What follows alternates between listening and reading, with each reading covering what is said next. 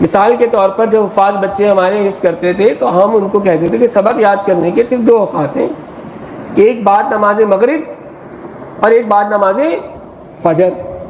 اس کے علاوہ بچہ سارا دن رٹتا رہے، چاہے 5 لائن سبق کیوں نہ ہو، کوئی یاد نہیں کر سکتا. یاد کر بھی لے گا تو پکا یاد نہیں ہوگا، اور اگر کرتا بھی ہے تو پھر اس کی پوری ترتیب جو ہوتی ہے وہ سبق کی خراب ہو جاتی ہے. اگر سبق کچا ہے تو سکتی کچی ہے، سکتی کچی ہے تو پھر پتہ چلا منزل کچی، سارے معاملات بگڑ جاتے ہیں. تو ہماری کوشش یہ ہوتی تھی کہ ہمارے بچے وہ مغرب کی نماز پڑھتے ہی سبق یاد کرنے بیٹھ جائے اور 100 سبق پڑھ لیں. اب عصر سے لے کے مغرب تک اگر آپ بچے کو بیٹھ کے پڑھا رہے ہیں وہ وقت بیکار ہے، وہ یاد ہی نہیں ہوگا.